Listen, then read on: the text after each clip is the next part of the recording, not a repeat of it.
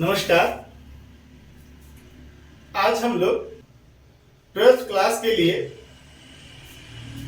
जो मैथ्स का 12th class का एग्जाम होगा उसमें जैक बोर्ड ने मॉडल सेट जारी किया है।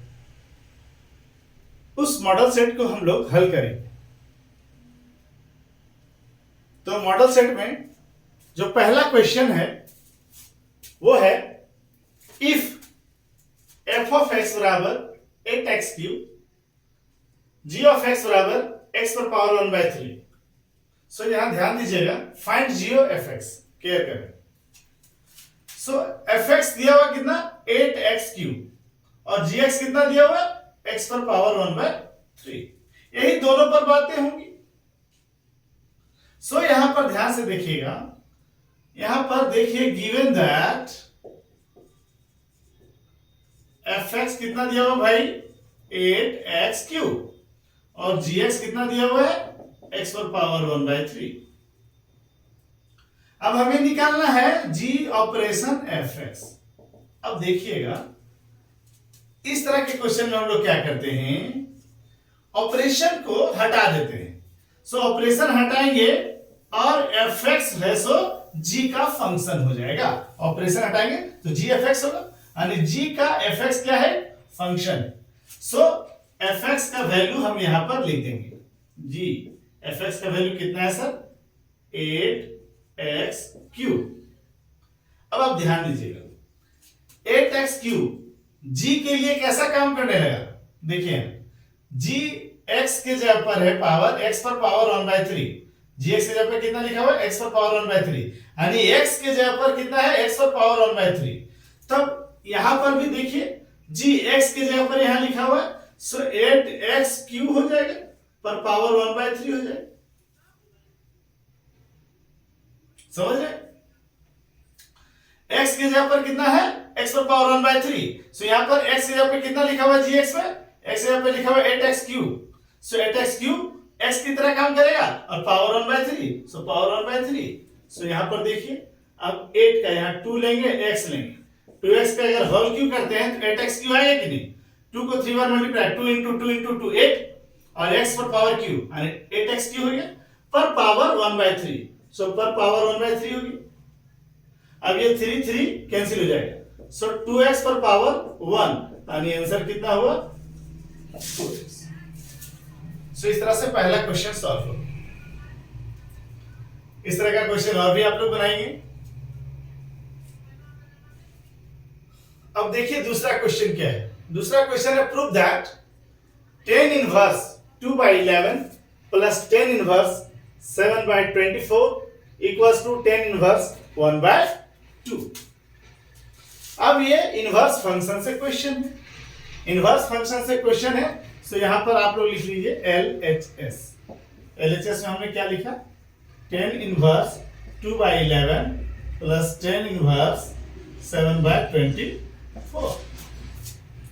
अब देखिए ये फॉर्मूला होता है कि चूंकि since tan inverse x plus tan inverse y बराबर होता है tan inverse x plus y बटा 1 माइनस xy। एक फॉर्मूला होता है। सो आप देखिए tan इनवर्स x के x plus tan inverse y, देखिए ये भी इसी तरह है tan inverse x plus tan inverse y।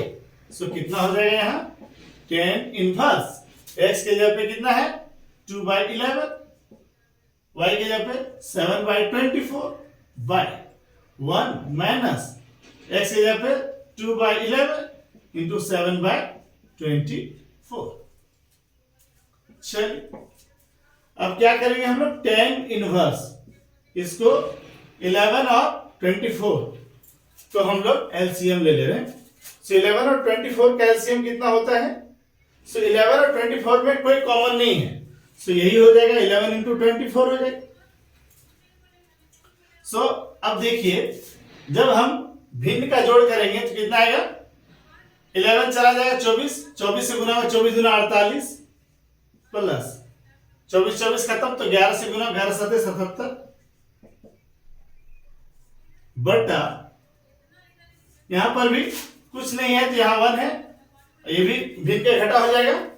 सो 11 इंटू 24 यहां भी हो जाएगा अब यहाँ पर 11 इंटू 24 1 से गुना होगा तो कितना आएगा? 11 चौक 44 के 4 में 4, 11 दूनी 22 और 4 26 टू 64 माइनस 11 इंटू 24 यहाँ से कट जाएगा तो 7 दूनी 14 आएगा। बस अब आप देखिए ये 11 इंटू 24 कट गया। सो कितना बचा?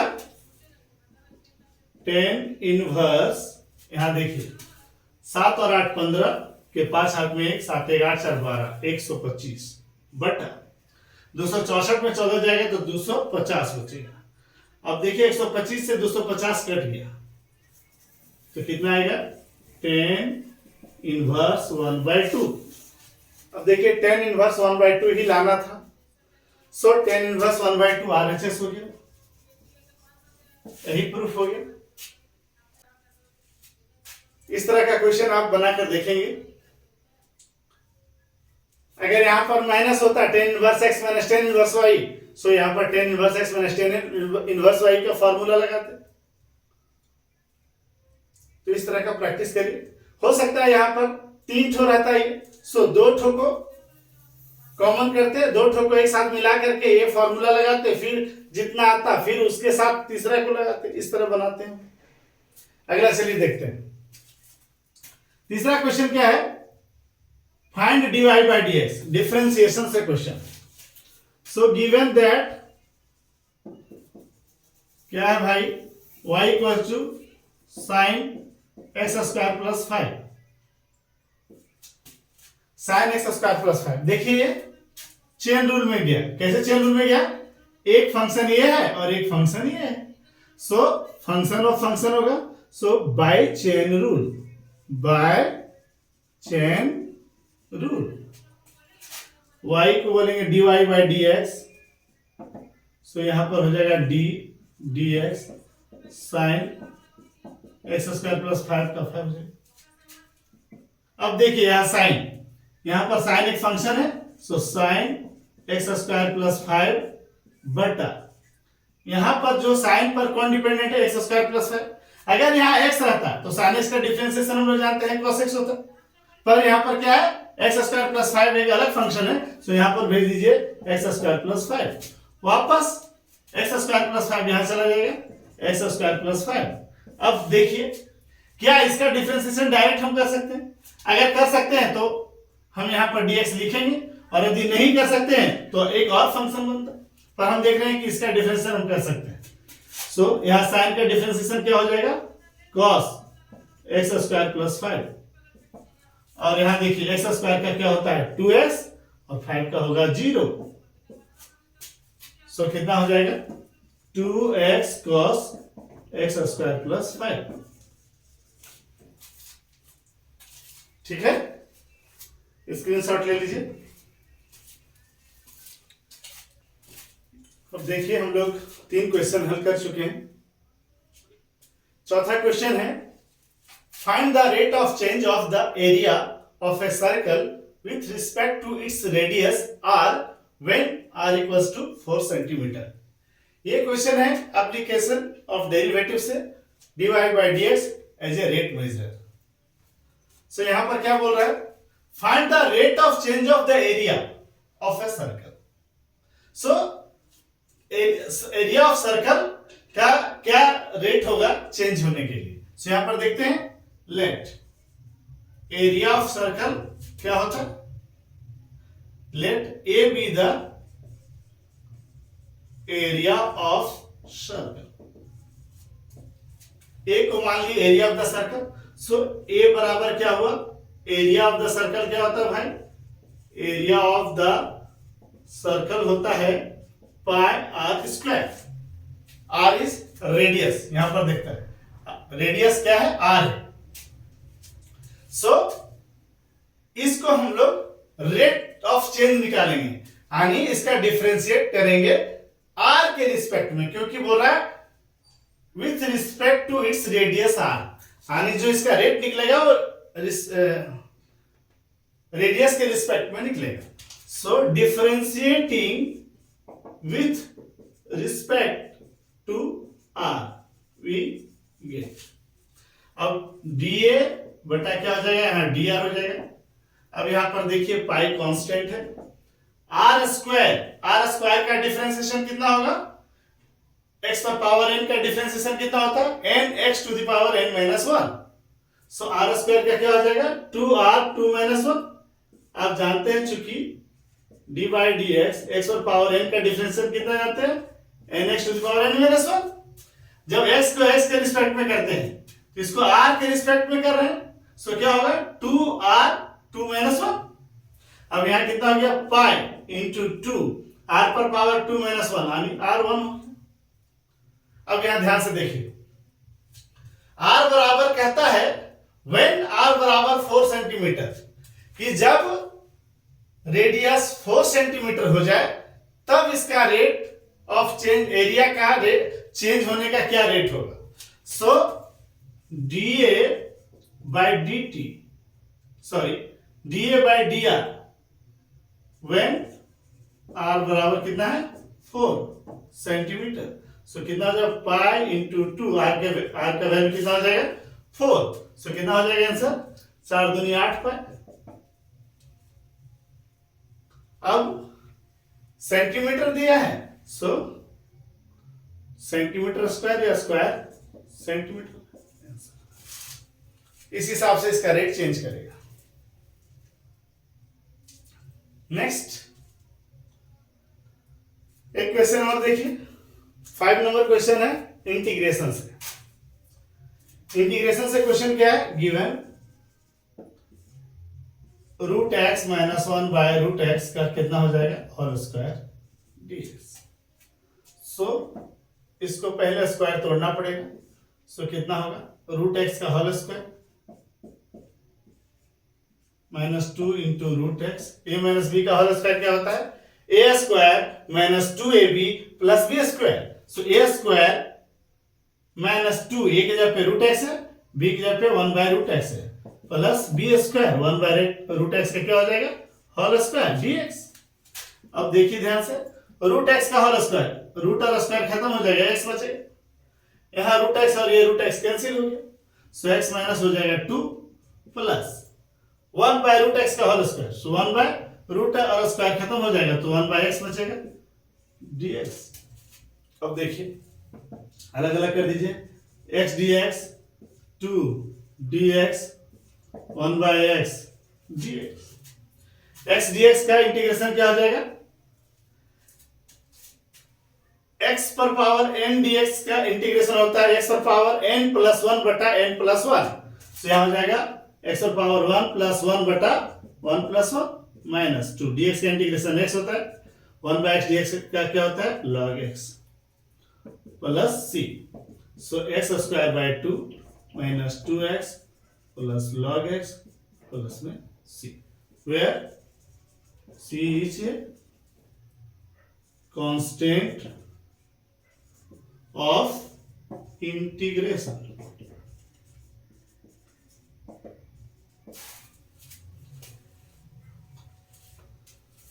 तो इस तरह के छोटे क्वेश्चन का प्रैक्टिस आप करें, ऑब्जेक्टिव में आएगा तो।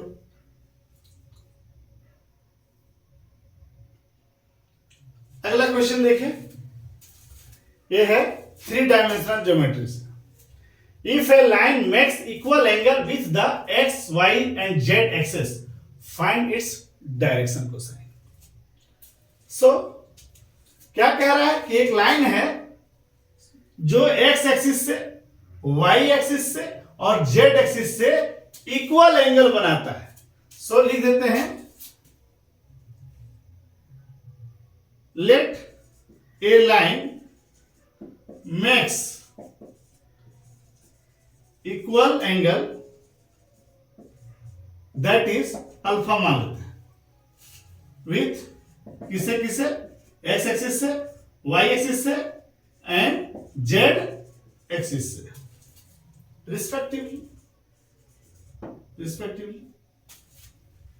अल्फा एंगल बना रहा है। सो डायरेक्शन कोसाइन क्या हो जाएगा? डायरेक्शन कोसाइन L बराबर हो जाएगा cos अल्फा, M बराबर भी हो जाएगा cos अल्फा, N बराबर हो जाएगा कॉस अल्फा। अगर अलग अलग एंगल होता तो एल बराबर होता है यहाँ कॉस अल्फा, एम बराबर होता है कॉस बीटा, एन बराबर होता है कॉस गामा। मतलब अल्फा बीटा गामा अलग अलग एंगल है, पर यहाँ पर क्या बोल रहा है, इक्वल एंगल बना रहा है। सो अल्फा बीटा गामा तीनों एक ही हो जाएगा। सो हमने मान लिया कितना, अल्फा एंगल मान लिया। सो एल बराबर क्या हो जाएगा कॉस अल्फा, एम बराबर हो जाएगा कॉस अल्फा, एन बराबर हो जाएगा कॉस अल्फा। सो अब हम लोग एक फॉर्मूला जानते हैं डायरेक्शन कोसाइंस का कि l square plus m square plus n square बराबर होता है 1। सो इस हिसाब से क्या हो जाएगा sir, cos square alpha plus cos square alpha plus cos square alpha बराबर कितना हो जाएगा 1। सो यहां पर कितना होगा 3 कॉस स्क्वायर अल्फा बराबर 1। सो यहां पर कितना हो जाएगा कॉस स्क्वायर अल्फा बराबर 1/3। इसीलिए कॉस अल्फा बराबर कितना हो जाएगा, प्लस माइनस 1/√3 हो जाएगा। अब कॉस अल्फा का वैल्यू कितना आया, प्लस माइनस 1/√3। क्यों, क्योंकि स्क्वायर हटा उधर रूट जाएगा तो रूट अंडर 1/3 हो जाएगा। सो 1/√3 आएगा। और चूंकि रूट में प्लस और माइनस कुछ भी हो सकता है, इसलिए दोनों लिखते हैं हम लोग प्लस माइनस। अब यहां ध्यान से देखिए, डायरेक्शन कोसाइन निकालना है। कौन कौन, एल भी, एम भी, एन भी। सो डायरेक्शन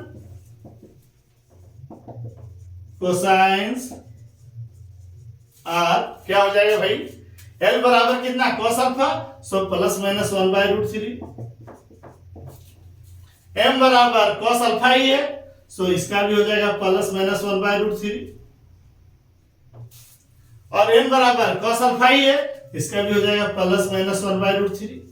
इस तरह से डायरेक्शन कोसाइंस कितना हुआ, cos alpha cos alpha cos alpha, so plus minus 1/√3 plus minus 1/√3 plus minus 1/√3।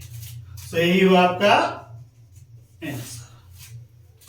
तो देखिए ये 3 क्वेश्चन है, इसका भी आप स्क्रीनशॉट ले लीजिए।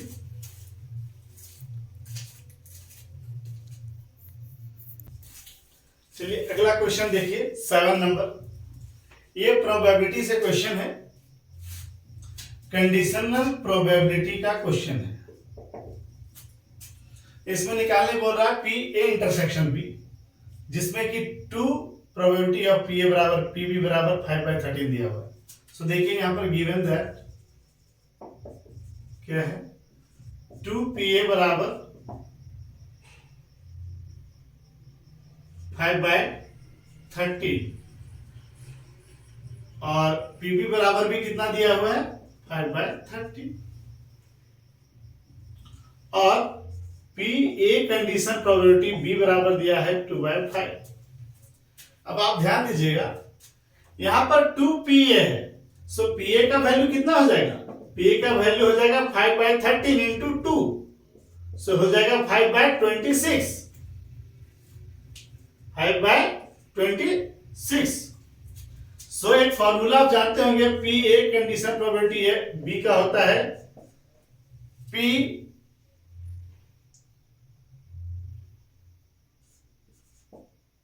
ए intersection B by P B. So अब देखिए पी ए इंटरसेक्शन बी बराबर कितना हो जाएगा, P A condition probability B P B. So P A condition probability B का वैल्यू कितना दिया हुआ है 2/5 इंटू पीबी, पीबी का वैल्यू कितना दिया हुआ है 5/13। सो कितना हो जाएगा 5 कैंसिल 2/13। 1 से लेकर जो 7 नंबर तक का क्वेश्चन है वो ऑब्जेक्टिव क्वेश्चन है, वो 2 मार्क्स का क्वेश्चन है। अब 8 नंबर से जो क्वेश्चन आएगा वो 3 मार्क्स का है। सो ऑब्जेक्टिव क्वेश्चन जो 1 से 7 तक है उसमें 5 ही बनाना है, 5 ही बनाना है। आगे देखिए 8 नंबर क्वेश्चन, ये डिटरमिनेंट से क्वेश्चन है। सो यहां देखिए एलएचएस में क्या दिया हुआ है 1 प्लस ए 1 1 1 1 प्लस बी 1 1 1 1 प्लस सी। अब यहां ध्यान से देखेंगे आप तो पाएंगे कि जो प्रूफ करना है वो यहां देखिए 1 बाय ए है, 1 बाय बी है, 1 बाय सी है, बट यहां पर 1 by A, 1 by B, 1 by सी नहीं है। सो आप कोशिश करिए कि यहां 1 बाय ए, 1 बाय बी और 1 बाय सी आए। कैसे आएगा? सो आप करिए क्या, कॉमन ले लीजिए, taken common A B C from, आप देखिए R1 R2 and R3 respectively. आप क्या करें, R1 से आप A कॉमन ले लीजिए, R2 से B कॉमन ले लीजिए और R3 से C कॉमन लीजिए। क्यों? देखिए कैसे, जो कॉमन आया A लिए हैं हम लोग R1 से, सो A अगर कॉमन आएगा तो यहां पर कितना हो जाएगा, 1 हो जाएगा 1 बाय ए, बट ये यहां है, ये हो जाएगा 1, यहां पर 1 हो जाएगा 1 बाय ए, यहां भी 1 हो जाएगा 1 बाय ए। सिमिलरली बी भी क्या हो जाएगा, यहां 1 बाय बी, यहां हो जाएगा 1 हो जाएगा 1 by b, but b common आएगा तो 1 आएगा, यहां 1 हो जाएगा 1 बाय बी। इसी तरह से सी भी क्या हो जाएगा, यहां 1 हो जाएगा 1 बाय सी, यहां हो जाएगा 1 बाय सी, और यहां हो जाएगा 1 हो जाएगा 1 बाय सी, बट सी हो जाएगा 1। अब देखिए कि यहां पर 1 by A, 1 by B, 1 by सी दिखने लगा। अब आप एक चीज देखेंगे कि यहां राइट साइड में देखिएगा 1 plus 1 by a plus 1 by b plus 1 by c है। यहां पर भी आप देख रहे हैं कि यदि R1 को हम R1 में R1 R2 और R3 जोड़ दें तो क्या आएगा। सो यहां ध्यान से देखेंगे तो आप आएगा क्या, ABC। यहां पर देखिए अगर टोटल जोड़ देते हैं यहां जाएगा 1 plus 1 by a plus 1 by b plus 1 by c. यहां पर भी आएगा 1 plus 1 by a plus 1 by b plus 1 by c, और यहां पर भी आएगा 1 plus 1 by a plus 1 by b plus 1 by c. और यहां पर सिंपल उतार दीजिए, क्योंकि ऑपरेशन हम लोग R1 में केवल कर रहे हैं, बाकी R2 R3 में कुछ नहीं कर रहे हैं। सो हम लोग उतार देंगे 1 बाय बी, यहां 1 बाय सी, यहां 1 बाय बी प्लस 1, यहां हो जाएगा 1 बाय सी, यहां हो जाएगा 1 बाय बी ही रहेगा, और यहां हो जाएगा 1 बाय सी प्लस 1। अब आप देखिए यहां पर सारा कॉमन R1 में ये तीनों चीजें कॉमन है, सो हम लोग यहां लिख सकते हैं टेकन कॉमन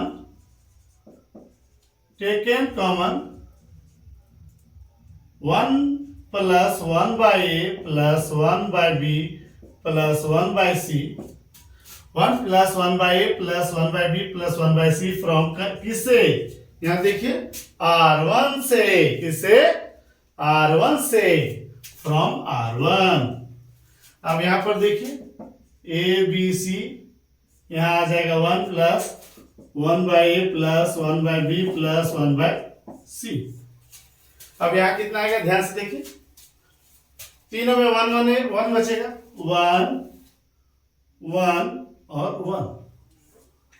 यहां पर कितना बचेगा, ये तो रहेगा ही 1 बाय बी, यहां बचेगा 1 बाय बी प्लस 1, यहां बचेगा 1 बाय बी, यहां पर बचेगा 1 बाय सी, यहां पर भी बचेगा 1 बाय सी, और यहां पर बचेगा 1 बाय सी प्लस 1। अब आप लोग पहले से ही जानते हैं कि अगर किसी रो या कॉलम में तीनों 1 दिखाई दे तो आप 2 को घटा दें। सो यहां देखिए C1 C2 C3 तीनों में 1 1 1। So applying C1 tends to C1 minus C2 and C2 tends to C2 minus C3, apply कर दीजिए। अब यहां पर क्या हो जाएगा, A B C होगा ही। यहाँ पर ये उतर जाएगा 1 plus 1/a plus 1/b plus 1/c। But यहाँ पर कितना होगा, 1 में 1 घटेगा 0। अब इसमें 1/b में ये घटेगा तो यहाँ कितना बचेगा, 1/b माइनस ये घटेगा तो 1/b कैंसिल हो जाएगा, -1 बचेगा। 1/c में 1/c घटेगा तो 0 बचेगा। अब C2 में भी C3 घटाने, C1 में C2 घटा दिए, इसमें इसको घटा रहे, C1 में C2 घटा दिए। अब C2 में भी C3 घटा रहे, C2 में 1 घटेगा तो 0। अब 1/b प्लस 1 में 1/b घटेगा तो कितना बचेगा, 1। और यहाँ पर 1/c में 1/c प्लस 1 घटेगा तो बचेगा 1/c कैंसिल तो -1 बचेगा। अब तीसरा में तो कोई ऑपरेशन हमने C3 में किया ही नहीं, सो C3 को जस्ट बस उतार दिए, 1/b 1/c प्लस 1। अब एक्सपेंड कर दीजिए, सो एक्सपेंड करिएगा। तो एक्सपेंड करेंगे तो एक्सपेंडिंग किसको, R1 को कर दीजिए। अब R1 को एक्सपेंड करिएगा, सो यहां पर 3 टर्म है, वो 0 0 1, सो 2 टर्म 0 है तो दोनों टर्म तो 0 हो जाएगा, तीसरा खाली बचेगा 1 वाला। सो तीसरा वाला क्या हो जाएगा, A B C 1 plus 1/a plus 1/b plus 1/c into 1 लेंगे, 1 लेंगे, इसको एक्सपेंड करेंगे तो ये 1 लेंगे तो ये वाला इसका कॉलम और इसका रो डिलीट कर देंगे, कितना बचेगा, -1 1 0 -1। सो कितना आएगा, ध्यान से देखें, ABC 1 plus 1/a plus 1/b plus 1/c। यहां देखिए -1 में -1 गुना होगा तो 1 आएगा, -1 में 0 घटेगा तो 0 बचेगा, 1 में 0 से गुना करेंगे तो 0 होगा। सो 1 - 0 टोटल गुना करेंगे तो कितना आएगा, ABC 1 plus 1/a plus 1/b plus 1/c, यही है RHS। देखिए और स्क्रीनशॉट ले लीजिए।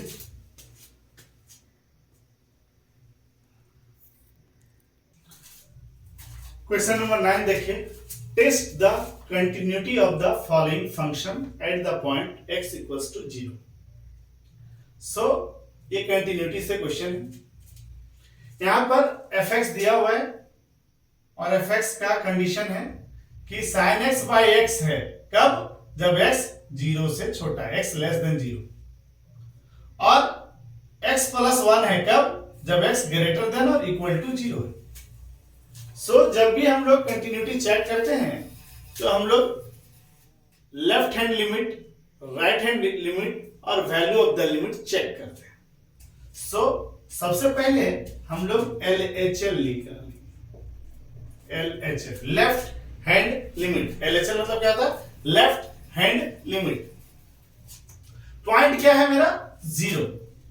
सो 0 से अगर माइनस जाएंगे तो लेफ्ट हैंड होगा, और 0 से प्लस जाएंगे तो राइट हैंड होगा, और एग्जैक्टली 0 जाएंगे तो वैल्यू ऑफ द लिमिट होगा। सो LHL हम लोग मान लेते हैं, लेट x को मान लेते हैं कि 0 से छोटा है, 0 - h। इफ अगर x कितना है, 0, तो h भी कितना हो जाएगा, x अगर 0 हो जाए, 0 से कम है, 0 - h मान लिए तो लेफ्ट हैंड हो।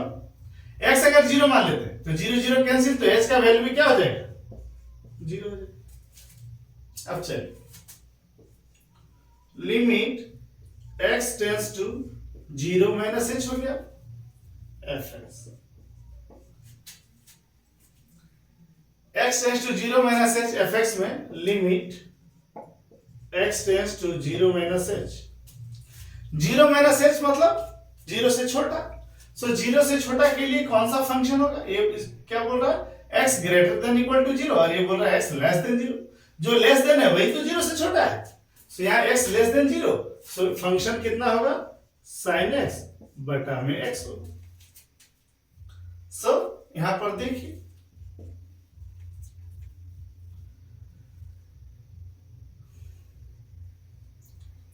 लिमिट अगर x 0 से छोटा बैठेगा। कब? x का वैल्यू 0 माइनस एच तभी ले सकते हैं जब h कितना लेना पड़ेगा? 0। So limit h tends to 0। अब साइन x की जगह पे कितना बैठेगा? 0 माइनस एच बटा x की जगह पे कितना बैठेगा? 0 माइनस एच। अब ध्यान से देखिए, लिमिट h टेंड्स टू 0। अब साइन यहां हो गया भैया माइनस एच और यहां हो गया माइनस एच। अब आप लोग को मालूम होगा कि साइन थीटा में अगर माइनस रहता है, साइन माइनस थीटा बराबर कितना होता है? माइनस साइन थीटा होता है। साइन में माइनस बाहर आ जाता है, टेन में भी माइनस बाहर आ जाता है, बट यहाँ कॉस रहता है तो माइनस बाहर नहीं आता, वो प्लस में ही हो जाता है। सो यहाँ पर साइन माइनस एच है तो यहाँ हो जाएगा माइनस साइन एच बटा यहाँ माइनस एच। सो माइनस और माइनस प्लस हो जाएगा। अब आप देखिए कि limit h tends to 0 sine h बटा h। अब आप जानते हैं लिमिट साइन थीटा बटा थीटा 1 होता है, तो साइन h बटा h भी कितना हो जाएगा? 1 हो जाएगा। जब लिमिट साइन थीटा बटा थीटा 1 होता है थीटा टेंड्स टू 0 में, तो साइन h बटा h भी h टेंड्स टू 0 में कितना हो जाएगा? 1 हो जाएगा। सो आपने देखा LHS कितना आया? 1 आया। अब सेम प्रोसेस करेंगे RHL का, राइट हैंड लिमिट। जो चीज किए हैं आप LHL में सेम प्रोसेस करेंगे RHL। So let x tends to यहां 0 माइनस एच था तो यहां पर कितना हो जाएगा सर? 0 प्लस एच हो जाएगा, तो 0 से प्लस जाएगा तो राइट हैंड हो जाएगा। सो इफ x अगर यहां 0 होगा तब h भी कितना होगा? 0 ही होगा, क्योंकि अगर x 0 हो जाए तो 0 0 कैंसिल, तो h का वैल्यू कितना होगा? 0 ही होगा। सो अब देखिए लिमिट x टेंड्स टू 0 में प्लस h, किस में बैठा रहे हैं? fx में बैठा है। Limit x tends to 0 plus fx में बैठा रहे हैं। fx का वैल्यू 0 प्लस h में कहां है? fx का वैल्यू 0 प्लस h मतलब 0 से बड़ा। सो 0 से बड़ा, ये तो 0 से छोटा है। ये क्या बोल रहा है? x ग्रेटर देन और इक्वल टू 0। ग्रेटर देन बोल रहा है मतलब 0 से बड़ा बोल रहा है। कौन वैल्यू फंक्शन होगा इसका? x plus 1।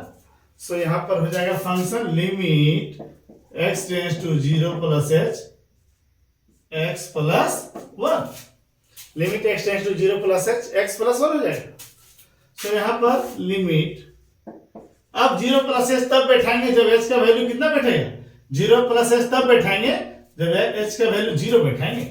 सो यहां पर देखो x का वैल्यू 0 प्लस h आप बैठा सकते हो, 0 प्लस h प्लस 1। सो अब देखो 0 डिस्टर्ब नहीं कर रहा है, h 0 हो गया, 1 भी 1 हो गया। सो 0 प्लस 1 1 हो गया। अब RHL भी कितना आ गया? 1। अब अगला कंडीशन कितना है? Value of the function. So value of the function कितना है? 0। So value of the function 0 को चेक करो, 0। सो f0, अब f जब इक्वल टू 0 हो जाए, सो इक्वल टू 0 में फंक्शन कितना है? x plus 1। सो यहां पर x प्लस 1 होगा, सो x प्लस 1 का जगह पर हो जाएगा 0 प्लस 1। सो वैल्यू कितना आया सर? 1। अब आप क्या देख रहे हैं कि LHL 1 आया है, RHL भी 1 आया है और F0 भी 1 आया है। F0 सारा क्या आया है? 1 आया है। इसका मतलब किसी भी फंक्शन में जब LHL, RHL और उसका उस वैल्यू पर फंक्शन 0 इक्वल होता है तो LHL बराबर RHL बराबर अगर जो पॉइंट लिए हैं उस पॉइंट का भी वैल्यू उस फंक्शन पर सेम होता है तो फंक्शन कंटिन्यूअस होता है। सो यहां लिख देंगे the function fx is continuous at x बराबर 0। The function fx is continuous at x बराबर 0। तो इस तरह से कंटिन्यूटी का फंक्शन क्वेश्चन बनता है। जिस तरह मैंने अभी बताया है आपको LHS RHS निकालने के लिए जो फॉर्मेट, अगर इस तरह का आप इस्तेमाल करते हैं तो जितना भी कंटिन्यूटी का क्वेश्चन है सारा का सारा ऐसी मेथड से बनेगा। तो ठीक है, इसका स्क्रीनशॉट ले लीजिए।